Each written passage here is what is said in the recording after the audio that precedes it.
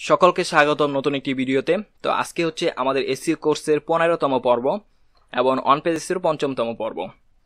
তো আমরা গত পর্বে বেশ কয়েকটি বিষয় সম্পর্কে জেনেছি, তার মধ্যে সাইট ম্যাপ ইন্ডেক্স করা এবং গুগল ওয়েবমাস্টার টুলসের সার্চ কনসোলের বিভিন্ন বিষয় সম্পর্কে জেনেছি, এবং আজকে আমরা মূলত নতুন একটি বিষয় সম্পর্কে জানবো, সেটা হচ্ছে রিডাইরেকশন। তো যারা একদমই জানেন না রিডাইরেকশন কি, তারা একটু ভিডিওটি মনোযোগ দিয়ে দেখতে থাকুন, এবং এটা খুবই গুরুত্বপূর্ণ একটি বিষয় আপনার ওয়েবসাইটের জন্য, আপনার র্যাঙ্কিং এর জন্য এবং আপনার গুগল ওয়েবমাস্টার টুলসের জন্য খুবই গুরুত্বপূর্ণ একটি বিষয়। তো এই বিষয়টা জানা অত্যন্ত গুরুত্বপূর্ণ, তাই পুরো ভিডিওটি দেখার চেষ্টা করবেন যাতে আপনারা খুব সহজে বুঝতে পারেন। আমি যদি এখন থিওরিক্যালি বুঝিয়ে দেই তাহলে আপনারা অনেকেই ক্যাচ করতে পারবেন না, তাই আমি প্র্যাকটিক্যালি দেখানোর চেষ্টা করব যাতে খুব সহজেই আপনারা বুঝতে পারেন। তো রিডাইরেকশনটা বোঝানোর আগে সবার প্রথমে আমি একটা পেজ ক্রিয়েট করে নেই, তাহলে আপনারা বুঝতে আর একটু সুবিধা হবে। তো আমি জাস্ট এখান থেকে একটি পেজ তৈরি করি, পেজ বা পোস্ট যে কোনো কিছুই তৈরি করতে পারতাম। তো this is our post, just আমি এটা লিখলাম। তো এটা দিয়ে আমি কিছু এখানে টেক্সট লিখে ফেলি একটু সময় বাঁচানোর জন্য। তো জাস্ট আমি এটি পেস্ট করে এখান থেকে আমি যদি এটাকে কপি করে নিই তাহলে আর একটু বেস্ট হবে। তো জাস্ট আমি এটা করে দিলাম, এবং আমরা এখান থেকে এটাকে একটা পার্মালিঙ্ক দিব। তো এই জন্য সেভ চেঞ্জ করার পর এখান থেকে জাস্ট আমরা একটা পার্মালিঙ্ক দিয়ে দিলাম, দিস ইজ আওয়ার পোস্ট, যাক এটাই থাকুক, সমস্যা নেই। তো আমরা এখান থেকে পাবলিশ করে দিব। তো আমরা পাবলিশ করার পর এখানে কিন্তু আমরা দেখতে পাচ্ছি যে আমাদের পেজটি ভিউ করার অপশন চলে এসেছে। তো এই হচ্ছে আমাদের পেজ। তো আমরা আমাদের ওয়েবসাইটে বিভিন্ন ধরনের পেজ, পোস্ট আরও অনেক কিছুই করতে পারি। তো দেখা গেল যে আমাদের এই পোস্টটি করার পর গুগলে ইন্ডেক্স করে ফেলেছে। ইন্ডেক্স করতে যদিও বা কিছু সময় লাগে, যে একদিন বা 2, 3, 4, 5 ঘন্টা এরকম সময় লাগে। তো আমরা ধরলাম যে এই পোস্টটি করার পর এখন অলরেডি 1 সপ্তাহ, 2 সপ্তাহ বা 1 মাস চলে গেছে, বা 1 বছরও চলে গেছে। তো এখন কোনো কারণে 1 মাস বা 2 মাস পরে আমাদের এই পোস্টটি এডিট করা দরকার হলো, কোনো কারণে হতেই পারে সেটা, কারণ একটা পোস্ট তো আর একরকম সবসময় রাখা যায় না, আমরা বিভিন্ন সময় চেঞ্জ করব সেটা। তো আমরা যখন চেঞ্জ করব ততদিনে কিন্তু গুগলের সেই পেজটি ইন্ডেক্স করে নিয়েছে, এবং গুগল কিন্তু খুব সহজেই সেটা ইন্ডেক্স করতে পারতেছে এবং ক্রল করতে পারতেছে। তো যখন আপনি ওই 1 মাস বা 2 মাস বা 1 বছর পরে যখন এই পেজটি এডিট করবেন, আপনার এই ইউআরএলটি চেঞ্জ করবেন অথবা এখানে টেক্সটগুলো চেঞ্জ করবেন, তখন কিন্তু গুগল আর আপনার সেই আগের ইউআরএলটি খুঁজে পাবে না। মানে এখন বর্তমান যে ইউআরএলটা রয়েছে সেটা কিন্তু আর খুঁজে পাবে না। তখন কি করবে সে, আপনার গুগল ওয়েবমাস্টার টুলসে সে কভারেজে এরর দেখাবে অথবা আপনার ওয়েবসাইটে এরর দেখাবে। এর ফলে কিন্তু গুগল আপনার এই পেজটি যে র্যাঙ্কিং ছিল সেগুলো কিন্তু হারিয়ে ফেলবে। তো এর ফলে কিন্তু আপনার ওয়েবসাইটটিও একটা বিপদের মুখে পড়বে, একটা হুমকির মুখে পড়বে। আপনার ওয়েবসাইটের র্যাঙ্কিং কিন্তু আস্তে আস্তে কমতে থাকবে, এটা গুগলের কাছে খুবই একটা ব্যাড ইফেক্ট ফেলবে। তো তখন কি করতে হবে, আমাদের যে আগের ইউআরএলটি রয়েছে সেটা অবশ্যই নতুন ইউআরএলে রিডাইরেক্ট করে দিতে হবে। তো আমি একটু আমার ওয়েবসাইটে আবার চলে যাই, আমাদের এই ওয়েবসাইটটিতে, তাহলে আপনাদের আর একটু ভালোভাবে বোঝাতে পারবো। তো আমি জাস্ট এখান থেকে আমাদের সেই পেজটি ওপেন করতেছি, জাস্ট আমি অল পেজে ক্লিক করি, এবং এখান থেকে যে দেখতে পাচ্ছেন যে আমাদের পেজ। তো এখান থেকে আমি জাস্ট এডিটে ক্লিক করব। এডিটে ক্লিক করার পর আমরা এখানে দেখতে পাচ্ছি যে দিস ইজ আওয়ার পোস্ট। এটাকে জাস্ট আমরা মনে করলাম যে আমাদের গুগলে ইন্ডেক্স হয়ে গিয়েছে, তারপরে আমরা কোনো কারণে এটাকে এডিট করব। তো আমরা এখানে লিখে দিলাম this is our new post, এটা লিখে দিলাম। জাস্ট এখান থেকে সেভ করে দিব এবং আপডেট করে দিব। ধরলাম এটা আমরা করে দিলাম আপডেট। তো তখন কি হবে, আমাদের এই যে ইউআরএলটি ছিল এটা দিয়ে কিন্তু সবার প্রথমে এই পেজটি ছিল। তো আমরা এখন বর্তমানে এটাকে করে দিলাম this is our new post.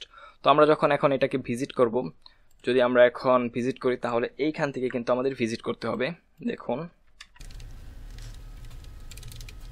তো এটা লিখে কিন্তু আমাদের এখন ভিজিট করতে হবে। তো আমরা যদি এখানে চলে যাই, দেখুন দিস ইজ আওয়ার নিউ পোস্টে কিন্তু এখন আমাদের এই পেজটি চলে এসেছে। তাহলে এই আগের ইউআরএলটি কোথায় গেল? তো আমরা যদি এখন এটাকে একটু রিফ্রেশ করি তাহলে দেখব যে এটা কিন্তু আর পাচ্ছে না। তো গুগল কিন্তু অলরেডি এটাকে ইন্ডেক্স করে নিয়েছে, এবং এই পেজের মধ্যে কি কি রয়েছে তা কিন্তু গুগল অলরেডি জানে। তো এখন যখন সে আবার ক্রল করতে আসবে, তখন যখন দেখবে যে এই ইউআরএল এর মধ্যে কোনো ধরনের কিছু নাই যেটা আগে ছিল, তখন কিন্তু সে এটা আর খুঁজে না পাওয়ার কারণে এটা কিন্তু আপনাকে ইরর দেখাবে, এবং এই ইররটা কিন্তু আপনার এসইওর ক্ষেত্রে খুবই ব্যাড একটা ইফেক্ট ফেলবে, আপনার র্যাঙ্কিং এর ক্ষেত্রে খুবই খারাপ একটা ইফেক্ট ফেলবে। কিন্তু আপনি যে এই পেজটি এখানে রিডাইরেক্ট করে দিয়েছেন বা এখানে নতুন করে এডিট করে দিয়েছেন, এটা কিন্তু গুগলকে বোঝাতে হবে। তো এটা আপনি করতে পারেন রিডাইরেক্টের মাধ্যমে, আর এই জিনিসটা করাকেই বলে রিডাইরেকশন। তো আমরা রিডাইরেকশন বিভিন্নভাবে করতে পারি। তো আমরা যেহেতু ওয়ার্ডপ্রেস ইউজ করি তাহলে আমরা খুব সহজেই রিডাইরেকশন করতে পারবো। তো এই জন্য জাস্ট আমি চলে যাব আমাদের ড্যাশবোর্ডে। তো আমাদের ওয়েবসাইটে ড্যাশবোর্ডে আসার পর আমরা জাস্ট এখান থেকে একটা প্লাগইন ইনস্টল করতে হবে, অ্যাড নিউ। তো আমরা এখান থেকে জাস্ট একটা প্লাগইন সার্চ করব, সেটা হচ্ছে রিডাইরেকশন। তো এখানে রিডাইরেকশন লিখে সার্চ করার পর দেখতে পাচ্ছেন যে বিভিন্ন প্লাগইন চলে এসেছে। তো প্রচুর প্লাগইন রয়েছে যেগুলোর অনেক বেশি অ্যাক্টিভেশন রয়েছে, তবে সবচেয়ে বেশি অ্যাক্টিভেশন রয়েছে 1+ মিলিয়ন, এই যে এটা রিডাইরেকশন। তো আমরা এটাকেই জাস্ট এখান থেকে ইনস্টল নাও করে দিব। তো এগুলো সবগুলো সেম প্রায় মূলত, তো আমরা এটাই ইউজ করব। তো দেখতে পাচ্ছেন যে রিডাইরেকশন ইনস্টলে ক্লিক করার সাথে সাথে এখানে অ্যাক্টিভ অপশন চলে এসেছে, জাস্ট আমরা এখান থেকে অ্যাক্টিভ করে দিব। তো দেখতে পাচ্ছেন যে আমাদের এই প্লাগইনটি কিন্তু অ্যাক্টিভ হয়ে গিয়েছে। তো আমরা এখন কিভাবে এই পেজটিকে রিডাইরেক্ট করব, দেখুন এখানে কিন্তু এই যে আমাদের যে ইউআরএলটি ছিল দিস ইজ আওয়ার পোস্ট, এবং আমাদের নতুন ইউআরএলটি হচ্ছে this is our new post. তো আমরা যখন এখন এই ইউআরএলটি ঢুকবো, এটা কিন্তু অলরেডি এরর দেখাচ্ছে। তো আমরা এটা একটু ঢুকে নেই। তো দেখতে পাচ্ছেন যে এটা কিন্তু পেজ নট ফাউন্ড লেখাচ্ছে। তো এখানে আর এই যে এই পেজটি এখন আমাদের এই নতুন পেজে চলে এসেছে। তো আমরা এখন আমাদের ওয়েবসাইটটিকে রিডাইরেক্ট করি, ওটা আমরা কেটে দেই।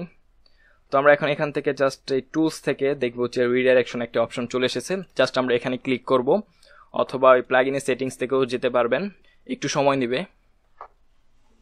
তো আমরা এখান থেকে জাস্ট স্টার্ট সেটআপ, তারপরে তেমন কিছু করা দরকার নেই, এখানে জাস্ট আমরা কন্টিনিউ সেটআপে ক্লিক করব, ফিনিশ সেটআপ, এবং ফিনিশ এটা আমরা যাব। তো আপনারা দেখতে পাচ্ছেন যে আমাদের যে রিডাইরেকশন প্লাগইনটি রয়েছে সেটা কিন্তু চলে এসেছে। তো আমরা আমাদের এখন এই পেজটিকে, যেটা এখন অলরেডি এরর দেখাচ্ছে, মানে পেজ নট ফাউন্ড দেখাচ্ছে, যেটা গুগলের কাছে এরর দেখাবে, তো এটাকে আমরা কিভাবে এখন এই পেজে রিডাইরেক্ট করে দিতে পারি। তো আমরা এখন এটাকে কপি করব, জাস্ট কপি করে এখানে দেখতে পাচ্ছেন যে সোর্স ইউআরএল নামে একটি অপশন রয়েছে, আমরা জাস্ট এখানে পেস্ট করে দিব। এবং আমাদের যে নতুন পোস্টটি রয়েছে, যেমন this is our new post, তো আমরা এটাকে কপি করব। এটা ছিল আমাদের আগের, এবং এটা আমরা নতুন এডিট করার পর পেয়েছি। তো এটাকে আমরা দিয়ে দেব টার্গেট ইউআরএল এইখানে। তো এখানে আরো বিভিন্ন অপশন রয়েছে যেগুলো দেখার কোনো দরকার নেই, জাস্ট আমরা এখান থেকে অ্যাড রিডাইরেক্ট এটাতে ক্লিক করব। ক্লিক করার পর আপনারা দেখতে পাচ্ছেন যে এখানে কিন্তু হয়ে গেছে this is our new post, এই যে দেখতে পাচ্ছেন।